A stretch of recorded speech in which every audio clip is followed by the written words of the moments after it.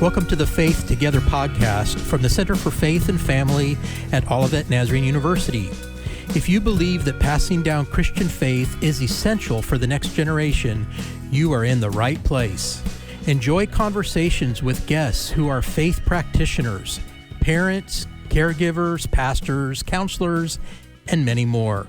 You'll enjoy practical tools and community for passing down Christian faith to your children and grandchildren. Well, welcome back to the Faith Together podcast, everybody. We wish you a very happy new year. And I'm Lindsay here today with Leon. Hi, Leon. Hello, Lindsay. Good to be back with you after a little bit of a break. It is good to be back. Did you have nice holidays? Yes, I did. Good. Well, this is a new year, 2024. Can't believe it. And with every new year comes, drumroll please, resolutions, right? Yeah, right. Lots of resolutions. I don't know about you, but I haven't quite landed on what mine is yet. Maybe you know what yours is there at home. Leon, do you have one this year? I'm wanting to get back into my regular routine of working out. So Okay. maybe if I say it out loud, then I'll be a little more consistent in doing it. So I really want to do that. I want to focus. I'm at the age now where I need to really focus on my health. Sure. So I want to be around for a long, long time for my grandkids in particular. Yeah. I mean, others as well, but my grandkids in particular. And so, yeah, so I think that's probably, I don't really like making New Year's resolutions, Sure. but that's my commitment for this year. Yeah, I love that. I think I'm going to tag on to that. I can use that in my own life. Consistency, discipline, Yeah, with health, with working out, with eating the right things, all of that. Yeah. Eating the right things, that's the hard part for me. Mm-hmm. Yeah. Especially after enjoying all the Christmas treats. That's right. Yeah. That's right. So we're just so glad to be back with you all. We hope that you had wonderful holidays. And if you're just joining us for the first time, welcome. We have been here at the Faith Together podcast for a few episodes now. So if you haven't joined us before, we would welcome you to go back and listen to any of our episodes we've had. We've had a couple different series. Our first series was on healthy parenting, and then we had our Advent series. And so those are still there for you if you'd like to listen in. And we're excited today to begin a new series for the new year. We know that with the new year comes a lot of reflection. A lot of time to think on, I wonder how last year went. And also I wonder how I want this year to look. What are some things I might want to change, do differently? That's this time of year and what it brings to our minds and to our hearts. And so our new series that we're starting today is going to be called Moving Forward by Looking Back. Moving Forward by Looking Back. Yeah, Leon. that sounds like kind of what we do at New Year's, right? Mm-hmm. We kind of, as you said, we reflect back on the past year or years of our lives, evaluating, and then making plans to look forward. Yeah. So as we listen in today to the Faith Together podcast, our goal and our vision always is how we can pass on faith to the next generation, to the kids that we love so much.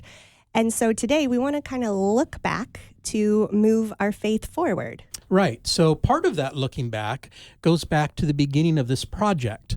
So if you weren't with our earlier podcast, you may not know that this podcast is being sponsored through a grant we received from Lilly Endowment to open a Center for Faith and Family. And this podcast is part of that project. And in the early days of that proposal, we were kind of going through and thinking, well, what exactly do families need? Where do we even begin this project? Lily came to us and said they wanted us to focus on helping parents pass their faith to their kids. And so we began the process of thinking through, what does that look like? And part of that journey included a colleague of mine. Actually, I probably shouldn't call him a colleague. He is a colleague, but he's really more of a friend. And that is Dr. Mark Frisius. And he is with us today. Dr. Frisius, we're glad you're here. Yeah, Thank so you. It's great glad to be have here. you. Okay, I'm just going to call you Mark because you're just Mark, right? That's right. Okay. So we want to make sure that we kind of give you a little into where we started on this. So Mark and I... Ooh, a little sneak peek. Yeah, Mark and I at the beginning of this Behind the project... scenes. Yes. Behind the scenes, right. we began asking some questions about what will be unique about what we want to try to do and all those kind of things. And in the process, Mark came to me and said, I think I have an idea. And so I listened and was quite intrigued with his idea. And so we're going to share a little bit of that idea over the next several podcasts, I think. It's going to take us a little while maybe to work through all of it. Mm-hmm. We hope you'll stay with us through that because this, I think, will give you some insight into why we're going to do the things we're going to do as part of this podcast. Love it. Love it. So, Leon, we are moving forward by looking back and taking a moment to remember why we're doing this podcast of Faith Together, where it began. And then Mark is going to share more with us about how we can continue to pass faith on in a very interesting and dynamic way. Right. So why don't we start with, Mark, why don't you share a little bit with our audience about who you are? It's great to be here. So I am a professor of theology in the School of Theology and Christian Ministry at Olivet. I'm also the director of undergraduate studies, which means I'm not just colleague and friend, but I'm also boss for Leon as well. Oh, yes, you had to bring that up, didn't you? But I've been there for 15 years. I teach mostly church history, and you'll probably get a sense of that as we go. So I've been married for 23 years. So my wife is Ellen. Then we have two boys, a 14-year-old going on 15, and then a 12-year-old. So they keep life pretty exciting for us. Yeah, and so they've been a part of the ministry that I'm a part of at our church, right? That's right, yeah. Yeah, so it's been a joy. So you're Pastor Leon at our house. That's, yeah. Oh, I love that. It's been a joy investing in their lives and being a part of that. All right, so where do we begin with this, Mark? So maybe we can start just like 2 years ago. Okay. So Leon just kind of sent out a broad email to say, hey, we've got this opportunity for a grant, and anybody got any ideas? I just kind of suggested to him that in kind of the looking back sort of phase that what if we looked back at how very early Christians kind of thought about passing on their faith to new converts, to their children, and what were kind of the steps and the processes that they went through. And that was kind of the initial kind of thought process behind it that kind of led to the grant proposal and became kind of, I kind of think of it as the guts of kind of the center. Yeah, a bit of the catalyst for sure. And it's what made our proposal, I think, unique from other institutions that also made proposal for the same grant. Yeah, and I think it helps us to kind of get to I call it the why behind the what. So a lot of the podcasts have been about very kind of practical things that we can do. Like I remember Brandon and his halt. Are they hungry? Are they angry? Are they lonely? Are they tired? And that's a pretty good one to go back to because it is. It's so good. So good. But kind of my part was to think about kind of the why behind those whats, and why do we even have to have a center for faith and family? Why do we have to even have the conversation about how do we pass on our faith to our kids in a way that is meaningful? Sticks, if you will. So why do we need these new strategies and approaches? And one of the things that I was kind of reflecting on was that it kind of seems to me like it's gotten a little bit harder lately. When I was growing up, so I grew up in the 80s, and it just kind of seemed like it was kind of this natural part of life, right? That your parents take you to church, you become a member of the faith, and then away you go. Just part of your everyday. Yeah. You're coming, you're going. Yeah. Part of your rhythms. Yeah. And then it kind of seems like it's changed. Definitely. Like we can't have the same kind of set of assumptions that we used to have. And as a parent to a teenager and an almost teenager, and as a university professor who then sees like the kids at the end of kind of their formative journeys, the struggles of really kind of passing on and owning your faith really has become quite apparent to me lately. Yeah, and I think you hit a real important term, Mark, when you said owning your faith, because what we're really interested in is not just kind of passing on our faith to kids and then they just kind of tag on to what we already believe, but it's really important for a transformation of our kids, which is what we're really looking for, is that they own that faith. So kind of how did they do that is kind of the question we're trying to answer, right? Yeah, and even why do we have to even have the conversation too? Yeah. Absolutely. So, Mark, when you think about all of these things and passing on faith so that kids, students, adults even own their own faith and move forward, what do you think as we look at this topic of passing on faith to kids, to students, to adults, to own their own faith, to not let it pass by, to really be able to walk it out in their everyday lives? What have you found out about why it seems more difficult now, especially as every generation, as you see as a professor, as a parent, has its own particular set of challenges? Yeah, every generation does kind of have those kind of, what are the hurdles that we have to jump over for owning our faith, for passing our faith on? But it does kind of seem, right, like it's become a very significant question in our current kind of cultural context. And part of that is there seems to have been a pretty big change in American culture within the last couple of decades where, again, things that we could assume about other people and assume about maybe even like the educational system or about the priorities of companies and organizations, all that has kind of changed. And so scholars are starting to talk about something called the post-Christian America, which is just kind of fancy words for people who have kind of decoupled or moved away from faith, or that faith isn't kind of central to them. And so many will kind of point to different places where this de-Christianization seems to have kind of been happening. So some will kind of point to like the 80s and 90s. Okay. So as kind of this origin point. So we had things back in the 80s like the moral majority. Some of you listeners might remember those folks. Their goal was to put people into positions of power so that we could pass legislation at a national level to enforce essentially Christian morality on everybody. And then we had to push back against that, and we had the MTV generation and all those kinds of things going on. Others maybe point to, say, like the 60s or 70s as kind of a slide or change in American culture, Woodstock, the hippies, free love, those sorts of things. Others will point even to, say, like the 1920s as kind of the beginning point of this.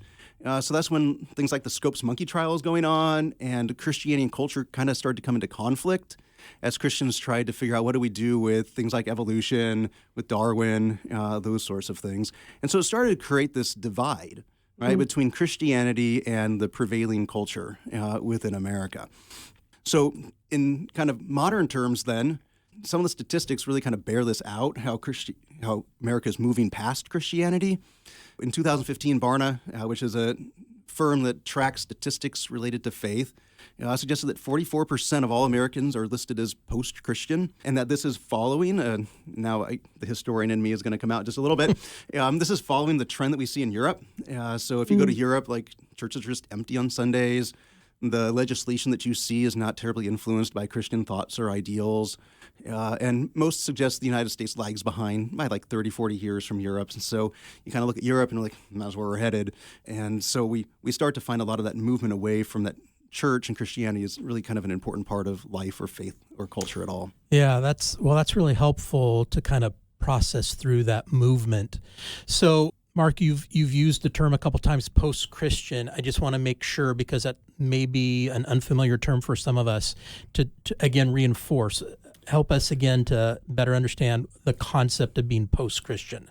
Yeah, so probably the basic idea of it is that the culture is no longer primarily Christian. Okay. That Christianity is not the dominant force in kind of the marketplace of society. Okay, so then when we say from Barna's research that 44% of Americans fall into the post-Christian category, we're saying that the basic understanding of what we thought about of Christian morals and ethics are not naturally a part of the way that they think. Is that fair? Right. So that can be a part of it. Some of it can just be that the church is no longer central to their lives, that they don't kind of base their life around their faith, but it could be something that faith is just maybe a part of what I do.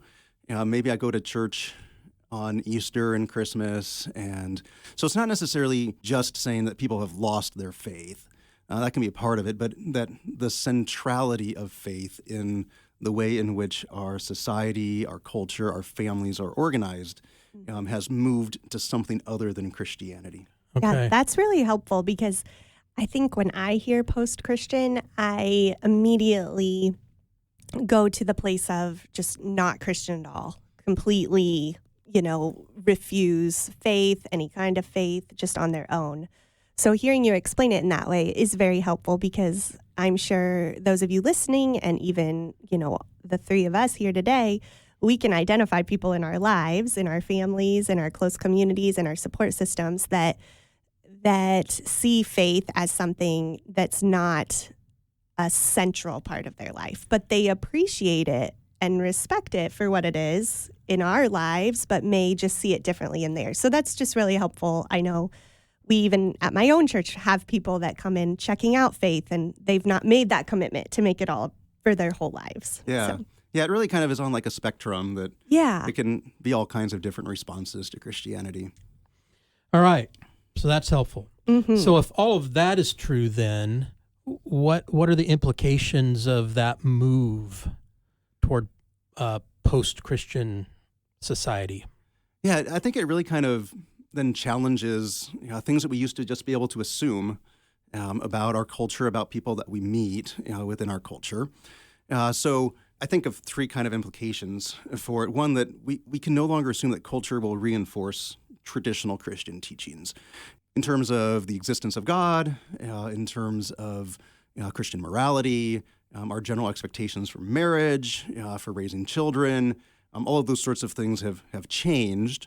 And so sometimes it can be like the culture is not just reinforcing it. Other times it can be that the culture is actually very hostile towards a traditional Christian understanding of things. A second one is we can't assume a basic Christian orientation in terms of beliefs or ethics from just the people we meet on the street. So it used to be like we would talk about a Judeo-Christian model, and that the United States is built on Christian principles. And they're just, you kind of have the basic assumption that whoever you meet has gone to church, goes to church all the time, something like that. And that is certainly knows the Bible changed. Stories, Right. Can say John 3:16. Yeah, they know who Noah is or Jesus is, all those things. We can't take that for granted anymore. So it means that then the culture is not kind of filling in some of the things that it used to fill in as far as the Christian faith goes. And then when we think about the public sphere, then Christianity is not anymore the dominant engine that kind of drives what goes on in public discourse, in the passing of laws, those sorts of things. So you can think about things like the curriculum of schools and the points that they're emphasizing, how much of it should be communicated to parents, how much of it is built upon the Bible, those sorts of things. And again, that has dramatically shifted, even from the time when I remember going to school. Mm-hmm. Absolutely. There's so much we could say about each of those topics, isn't there? Yeah. I think one of the things that Mark and I are both kind of known for, maybe me more so than Mark, is rabbit trails. And I could give you a good run for your money, I think. We could go on some rabbit trails here, but we want to really stay focused to get to our end goal. Yeah, that's good. So Mark, it sounds like that movement of culture could create some real tension for the church as it tries to navigate how do we respond? Where do we go from here? What do we do about this? We've lost the best days of our history, all of those kind of things. So tension? Yeah, probably a lot of tension. When I look historically, like there's always been tension between the church and culture, and how do we respond to it, and what aspects are just kind of neutral in culture, and what parts are kind of antagonistic, which parts are supportive. But kind of the movement seems to be less supportive and more kind of apathetic or antagonistic, and it seems to be accelerating. I think most people tend to agree that. So some kind of tend to call it like the degradation of American society. Others call it the cultural wars, but culture and Christianity no longer seem like they're in step with each other. And so one of the tensions this causes then is when we think about kind of like a traditional Christian morality, that now it starts to become more equated. So you can see this in a lot of popular literature, that traditional Christian morality just relies on guilt and shame to get people to do things. So you're guilted into being sinful, and then you're shamed when you sin. And so you don't really have a part of the church, and then you start to have mental health difficulties. And so it kind of becomes this idea that Christianity is just kind of this bunch of rules where we guilt you and we shame you, and that then kind of the drive to live the Christian life then becomes more about the avoidance of unpleasant consequences or fear of God and hell, rather than kind of a transformation of my life so that I desire and want to follow God because I love God. And so it starts to create that tension because culture kind of moves away from it and then becomes very critical of how Christianity has done things in the past. Yeah, that reminds me a lot of, I seem to have several conversations with whether it's kids, families, my own family, different women that I'm discipling, whatever that might look like.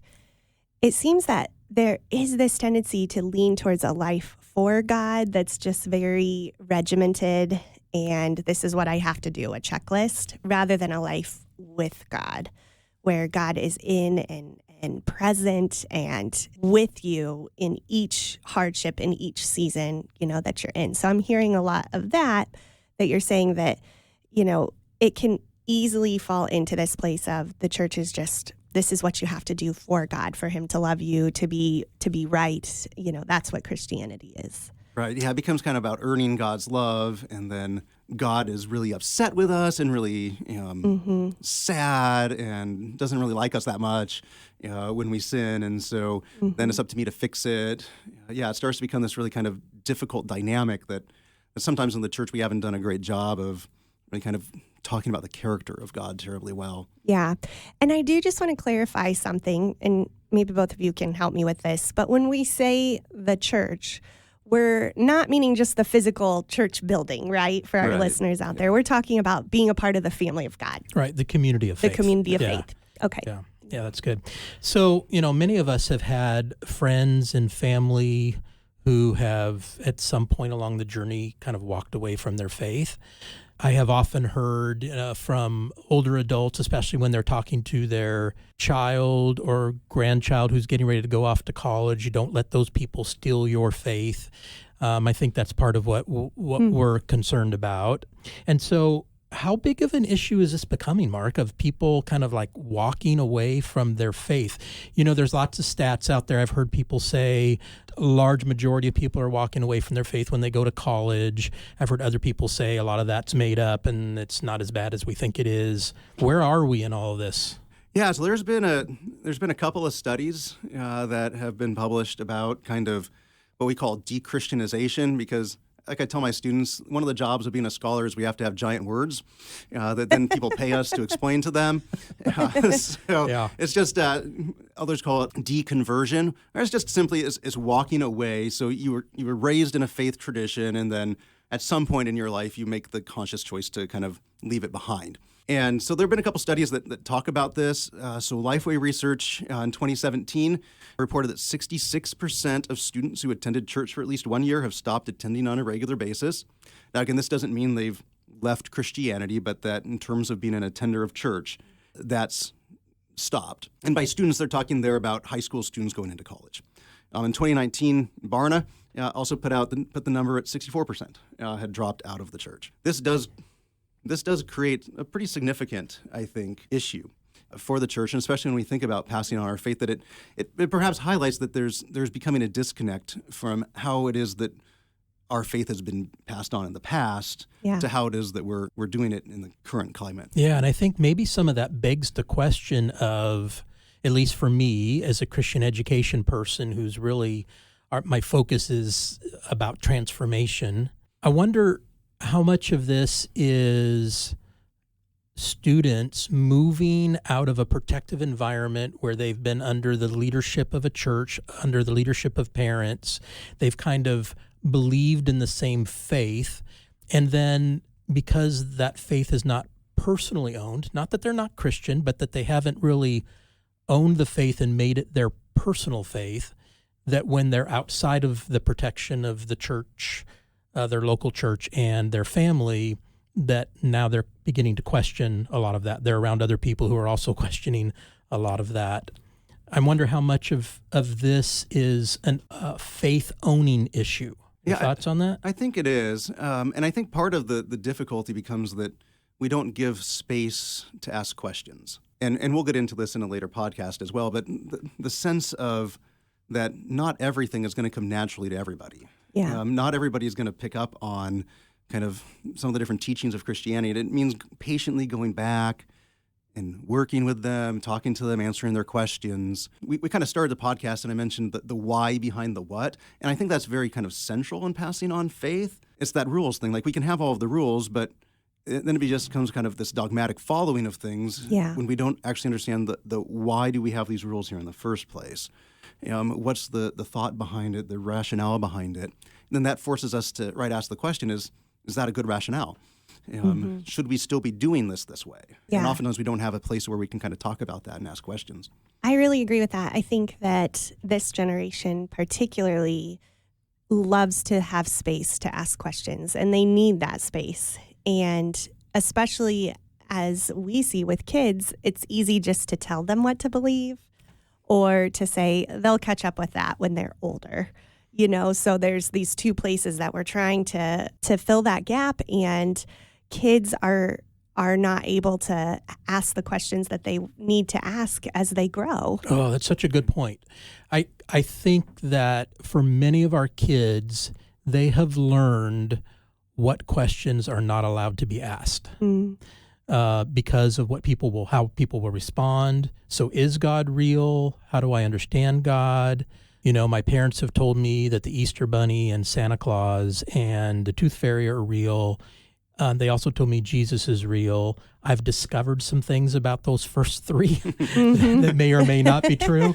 Is that true for Jesus? And I don't dare ask that question. I think many of our kids have learned that's a dangerous question to be asking, but I think they're still asking it internally. And I think that's part of what we want to help with, right? Yeah. And probably part of it is that back a few generations, if they asked that question internally and they went to culture, and culture would give them an answer fairly similar to what the faith had given them. Oh, yes. Now culture's not giving them that answer, so they don't have a place to be able to ask the question. Or we even equate it sometimes with, if you ask the question, well, you might not have faith. Instead of, I'm trying to explore and understand it, and then where I do find answers is outside of kind of a Christian environment in a culture that is, again, at best, perhaps apathetic and just doesn't care about Christianity. Yeah, that's really good insight. It is. And you think about family units throughout the generations have become more siloed as far as having time together and connection together. Of course, we hope that your family, as you're listening in, isn't that way, and that, we've taken time to talk about what it looks like to have healthy family relationships. But that's not the case for many of the kids and the students that we see and we get to come alongside. Just as you're saying, they may want to take some questions to their families, but just don't feel comfortable to do so. Yeah. Mark, you mentioned the 2019 Barna study, which I think is really helpful. Are there trends that kind of Barna discovered from that study that would be helpful for us? Yeah, so there's a couple of trends in this, again, process of moving away from the faith of your parents. So usually one of three things ends up happening. One is if it was a little more rules-based, then you go looking for a more permissive form of Christianity that interacts a little bit differently with culture than traditional Christianity has. So there you might find very different takes on the permission for or permissiveness of sex outside of marriage, divorce, LGBTQ, science, politics, you kind of name it. So that's one possible kind of response. A second kind of response would be to adopt what I call kind of a vague spirituality, where I'm spiritual, but I'm not religious. So I believe there's a vague God-like thing out there. Maybe it has something to do with me, maybe it doesn't, but it really doesn't impact who I am or what I do. And then the third possibility would be then to just leave the faith, leave any faith. So in the literature now, this is called the nuns, not the ones who wear the habit like Whoopi Goldberg, but would be NONES.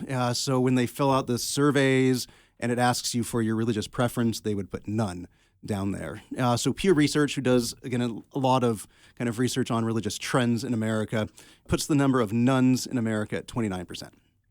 Wow. That's staggering. Yeah, again, that's no faith convictions at all. So it doesn't just reflect people who've left Christianity, but people who've left Islam, Buddhism, whatever their religion had been. Wow.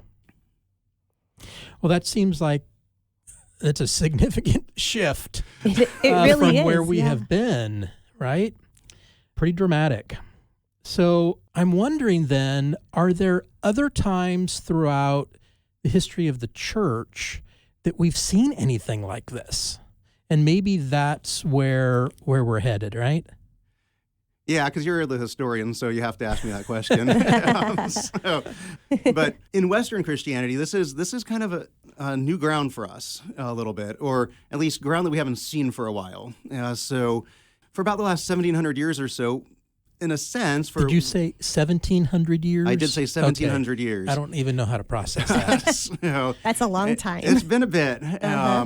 So for those 1,700 years, for the most part, in kind of Western culture, so Europe and then the United States and maybe North America and South America, you could kind of count that Christianity was the dominant force within culture, within politics, within religion.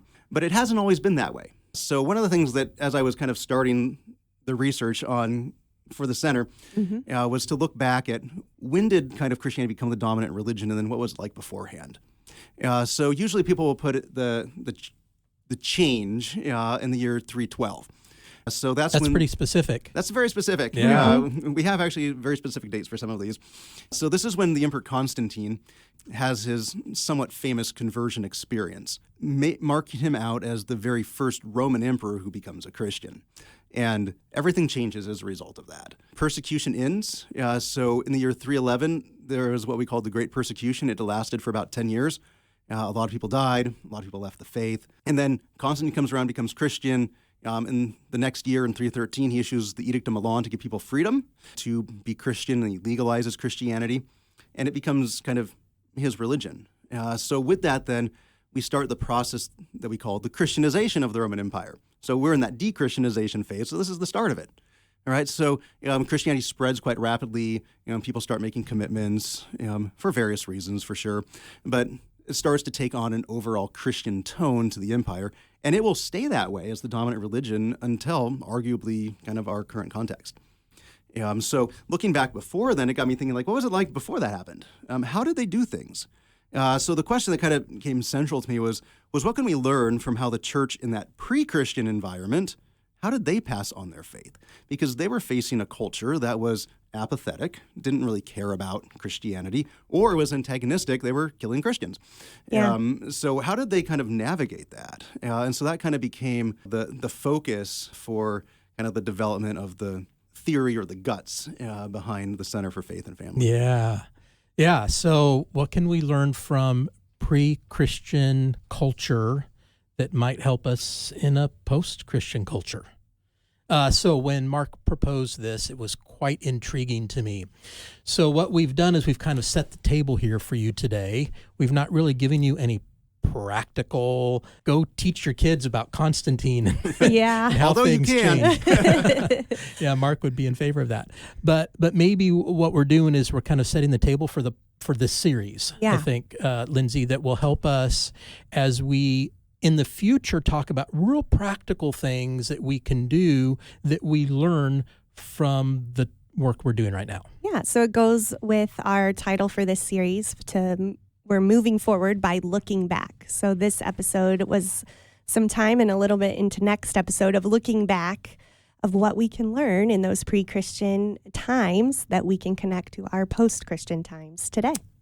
So thank you for joining us today. I hope you learned something new and that you will join us next week as we continue this conversation and learn better how to go about passing faith on to our children in a way that transforms their lives so that they own their own faith. May the Lord bless you, keep you, and give you peace. You've been listening to the Faith Together podcast from the Center for Faith and Family at Olivet Nazarene University. Sign up for additional resources at centerff.com. When building faith, we are better together.